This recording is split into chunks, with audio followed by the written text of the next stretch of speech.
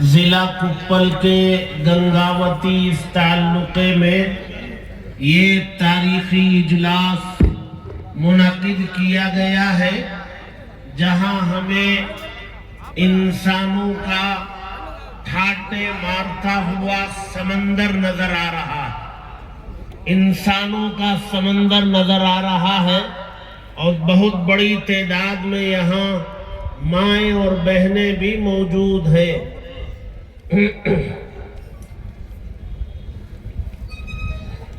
مجھ سے پہلے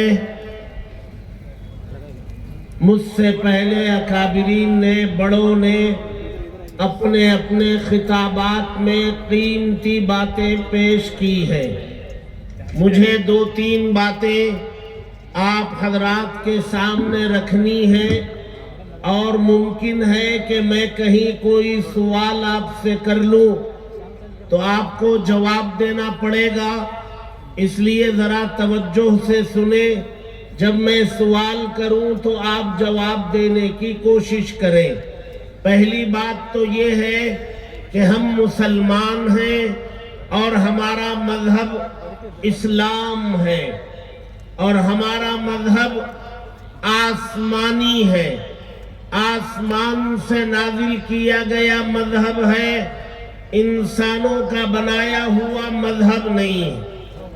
اور ہمارے مذہب میں کسی قسم کی تبدیلی کی گنجائش انسانوں کو، مذہب کے ماننے والوں کو نہیں ہے۔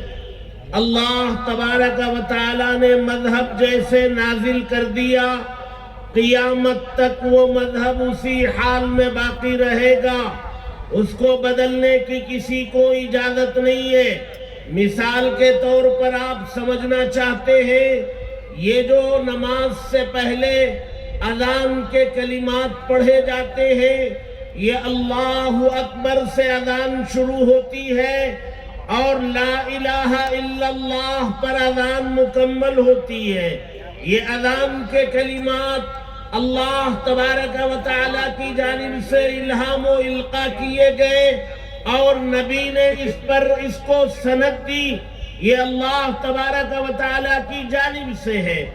اذان جو ختم ہوتی ہے وہ لا الہ الا اللہ پر، آدھے کلمے پر اذان ختم ہوتی ہے، مکمل ہوتی ہے۔ دنیا میں کسی کو یہ اختیار حق نہیں ہے کہ بھئی یہ آدھے کلمے پر اذان کیوں مکمل ہو، اس کلمے کو مکمل کر کے اذان مکمل کی جائے، تو یہ کسی کو اختیار نہیں ہے۔ قیامت تک اذان دی جاتی رہے گی، اور لا الہ الا اللہ آدھے کلمے پر ختم کی جاتی رہے گی۔ یہ مذہب کا اصول ہے۔ ہمارے نبی صلی اللہ علیہ وسلم کو بھی اپنی زندگی میں مذہب کو اپنی طرف سے بدلنے کی اجازت نہیں ہے۔ اللہ کے نبی نے وحی پیش کیا جو اللہ تبارک و تعالیٰ نے آپ کے پاس وحی کی۔ یا ایھا الرسول بلغ ما انزل الیک من ربک، اے رسول صلی اللہ علیہ وسلم، اللہ نے آپ کے اوپر جو وحی کی، جو نازل کیا، وہ لوگوں تک پہنچاؤ۔ لہذا فجر کی 2 رکعت ہے، 2 ہی پڑھی جائیں گی۔ مغرب کی 3 ہے، 3 ہی پڑھی جائیں گی۔ میں یہ بات اس لیے بتایا کہ یہ جو وقف ہے، یہ وقف بھی ایک مذہبی عمل ہے، ایک مذہبی عبادت ہے۔ وقف کہتے ہیں ایک مالک اپنی ملکیت کو، اپنی زمین جائیداد کو اپنی ملکیت سے نکال کر وہ اللہ کی ملکیت میں دے دیتا ہے۔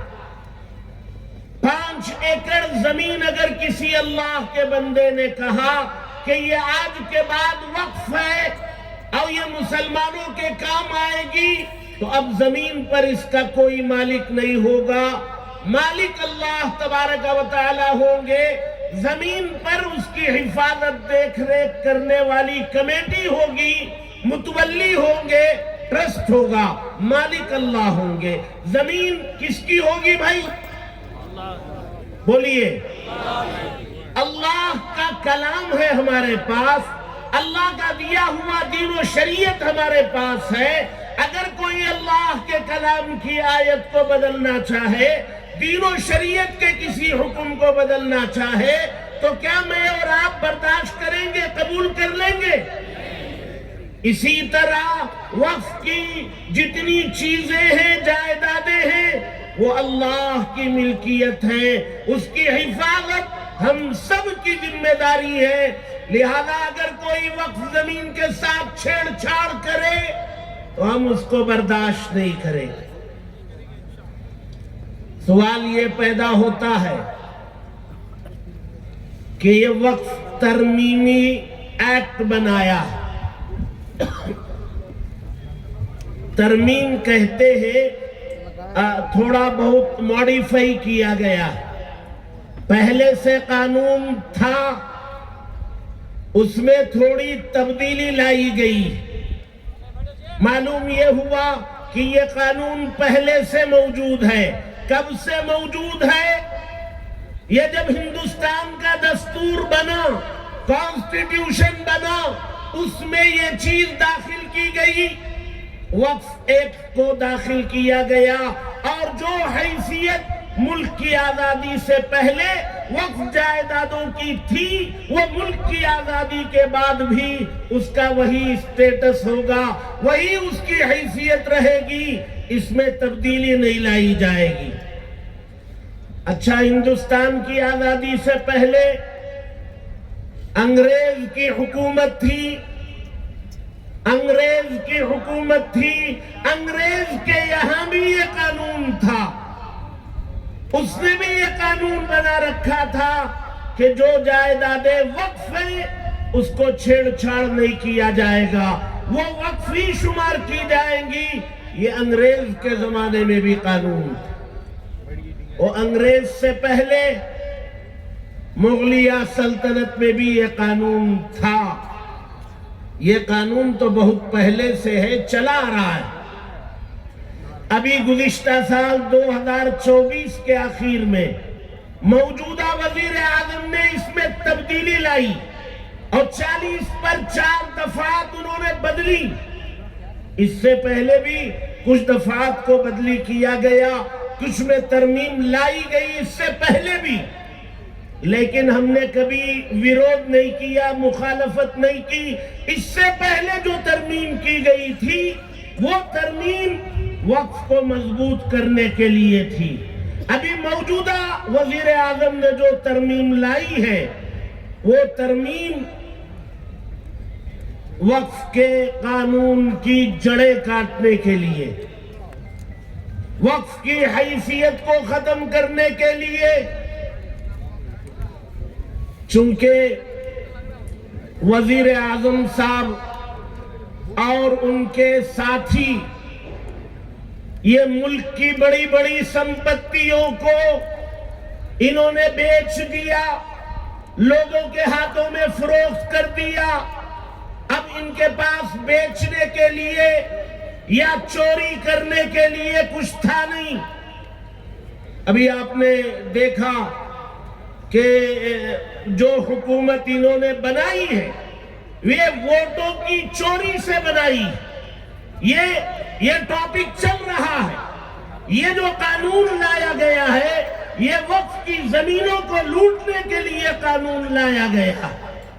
ظاہر سی بات ہے، جو مسجد 500 سال سے مسجد چلی آ رہی ہے، جہاں 500 سال سے نماز پڑھی جا رہی ہے، آج اگر یہ قانون بنا کر کے کہا جائے اس مسجد کا ڈاکیومنٹ لاؤ، ابھی آپ نے محترم عبد المجید صاحب سے سنا، ڈاکیومنٹ لاؤ، وقف کس نے کیا اس کا فوٹو لاؤ، اس کا ریکارڈ لاؤ،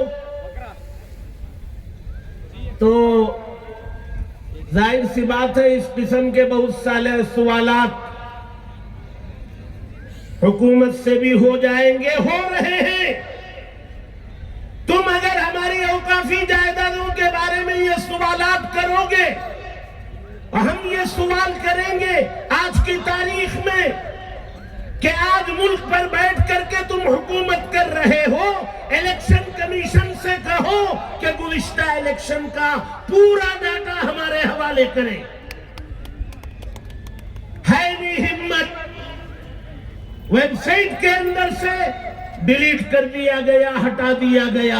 اگر ویب سائٹ وہ موجود ہے اور وہ ڈاٹا ہمارے حوالے کیا جائے تو بنارس میں پی ایم سیٹ یہ انہوں نے حقیقت میں جیتی ہے یا نہیں جیتی ہے وہ کھل کے سامنے آ جائے۔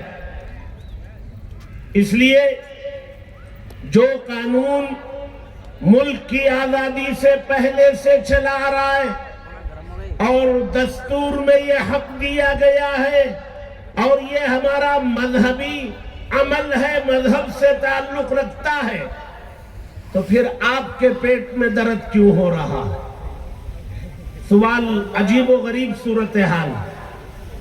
یہاں میرے دوست بیٹھے ہیں، انہوں نے ایک تحفہ موبائل مجھے دیا، میں اس کا مالک ہو گیا، میں نے قبول کر لیا۔ سامنے بیٹھے ہوئے ایک آدمی کو ان کا تحفہ دینا اور میرا قبول کر لینا یہ برداشت نہیں ہو رہا، ان کے پیٹ میں درد نہیں ہو رہا ہے۔ بھائی تمہارے پیٹ میں درد ہو رہا ہے، جاؤ علاج کراؤ۔ انہوں نے دیا، میں نے لے لیا، آپ کے پیٹ میں کیوں درد ہے؟ ہمارے باپ داداؤں نے اس ملک میں بہت بڑی جائیدادیں وقف کی ہیں، اللہ کی ملکیت میں چلی گئی ہیں، تم نے دیا نہیں، تم نے لیا نہیں، تمہارے پیٹ میں درد کیوں ہو رہا ہے؟ یہ غیر ضروری پیٹ میں درد ان کے ہو رہا ہے۔ حاسد جو ہے، بدنیت آدمی جو ہے، وہ کسی کا بھلا دیکھ نہیں سکتا، وہ کسی کی اچھائی کو برداشت نہیں کر سکتا، وہ چاہتا ہے کہ ہر ایک کو دبا کے رکھے، ہر ایک کو پیروں تلے کچل کے رکھے۔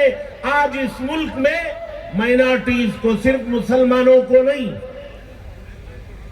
مسلمانوں کے ساتھ عیسائیوں کو، دلتوں کو، کرسچنوں کو اور اس کے نیچے OBC جتنے طبقات آتے ہیں ان سب کو دبانے کی سازش چل رہی ہے۔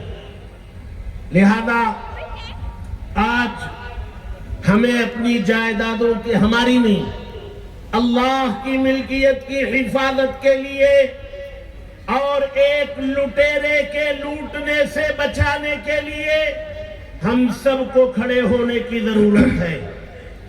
یہ اللہ کی ملکیت، اس کی حفاظت ہم کریں گے۔